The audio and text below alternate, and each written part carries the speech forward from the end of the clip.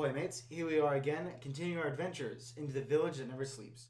So, you might notice that there's no sound in this one, it's just my voice, which is kind of annoying, and I apologize for that. But, I originally planned to have both part 1 and 2 uploaded on the same day. Well, upon uploading part 2, I actually got a notification from YouTube saying that one of the songs that was inside that original recording was copyrighted, and I couldn't use it. So originally what I wanted to do was I wanted to go through and just mute the audio where the song was, but that would also cut my audio because they're not in different tracks. And I tried going through Audacity to cut the tracks, but that didn't work because it's an MP4 format and not the correct format. So I couldn't do any of that. So here we are again, playing this again. And sadly, I already know the ending. I know what's going to happen. So I'm not going to tear up as much, but I might just tear up. But if you watch the last episode we had, or the last part we had, our main character here, Robin, actually was going to a festival, and one by one, all the villagers at the festival started disappearing, and we didn't know why. Well, this is why.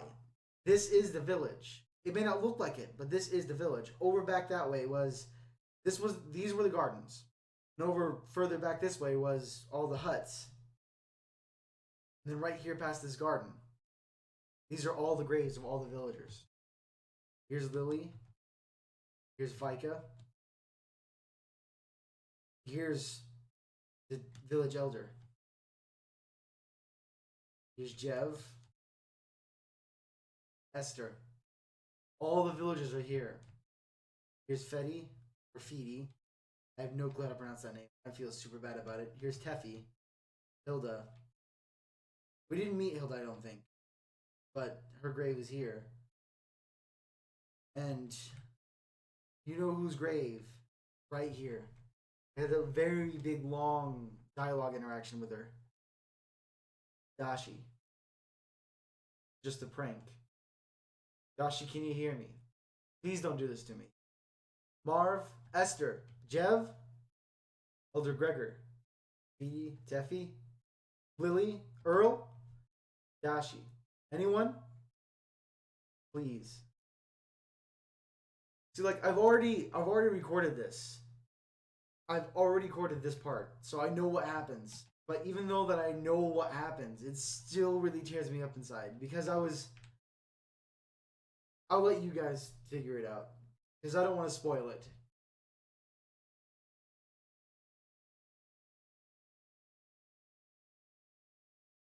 I can't see anything. What is that? Ah.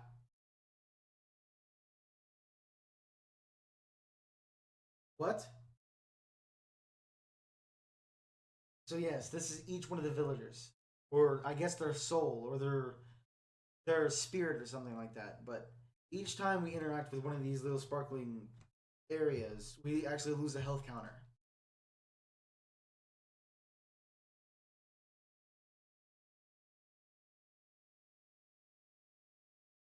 I actually know why they're flames. And it really tears me up inside.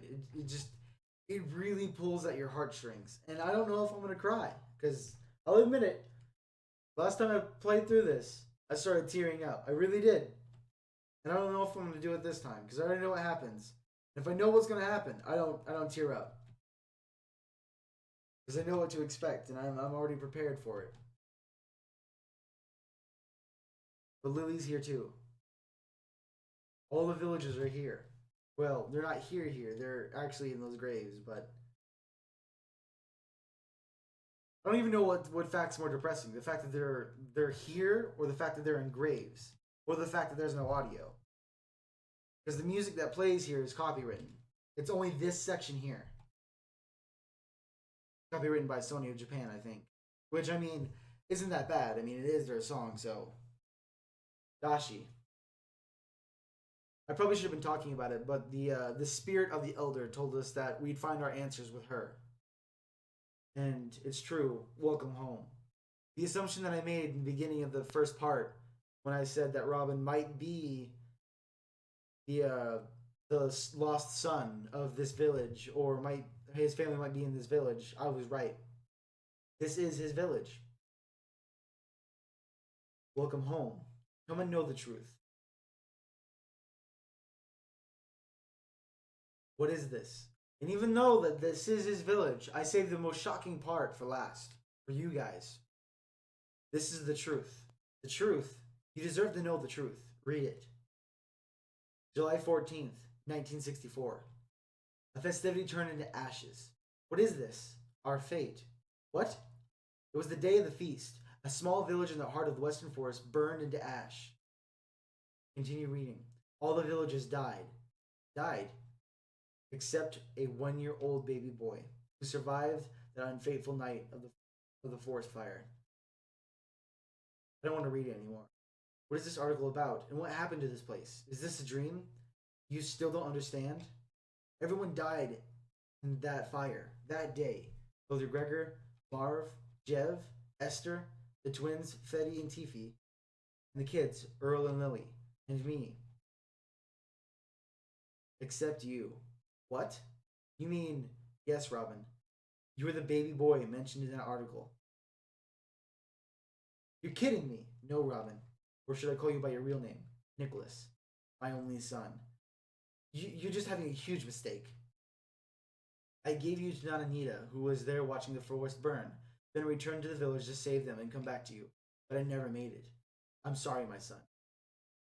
I'm not your son. You said you were 17 years old. How come I'm your son? I died many years ago. No. You're here talking to me. Hard to explain. The village gave us a chance. One more chance for us to meet again. Even if we all died, the village never sleeps. It's just waiting for the right time. That one day we will meet again. This is insane.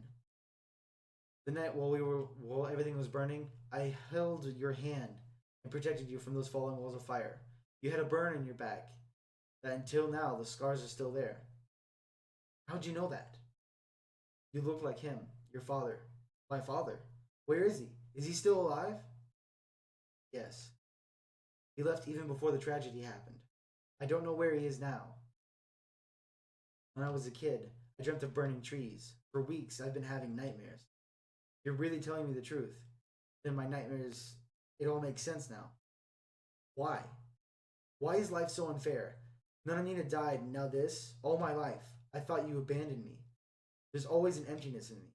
A scar that only you can heal. I'm sorry. I just want to have a family. But life always takes the people away from me. My son, always remember that no matter what happens, I will always love you. And I am grateful to the life for giving me a bright and smart son like you. A passionate and caring human being. I'm so proud of you. You've grown so much. Even though I just met you for a day or two, I can see that life gives you everything you need. Music is your family now. There's Edgar too. Family will always be with you, no matter what shape or form. Take care. Take good care of your real treasures. And always follow your heart. I want to go with you. This is not the right place nor the right time. You have so many things to experience first. Everything will fall into place. For now, just continue to live your life to where the music will lead you. Never forget, you are my moon, and I am your river. We will always be connected. I need to go. My light is starting to fade. The sun will rise any time now. Even if I want to, I can't. We're just pieces of your memory connected to your heart. Goodbye, my dear son. Always remember, I love you.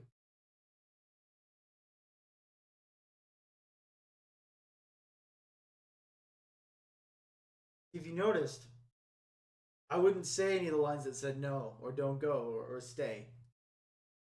It's not that I can't read them, just that I got issues with them. Not personal issues.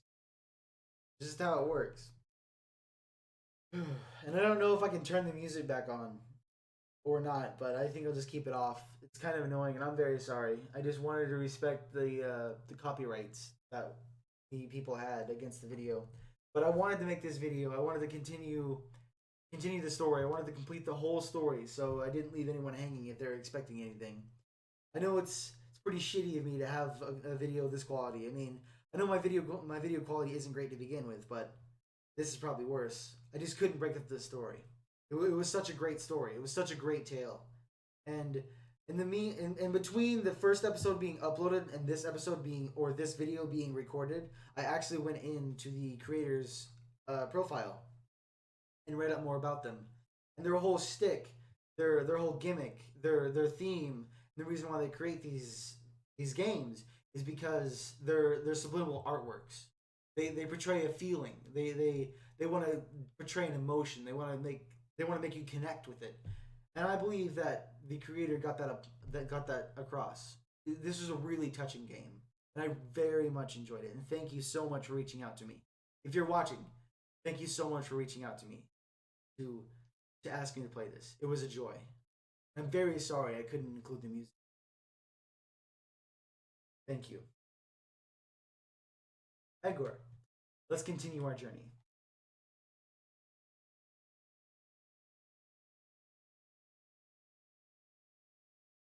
The end. This version of the game is for the Indie Game Making Contest 2018. I will improve it in the future. Thank you for playing. DM. You can bet that if you come back with this game in the future, I'll be there to play it. It might be a bit better done because the first episode was like 36 minutes and this video is like 11 minutes.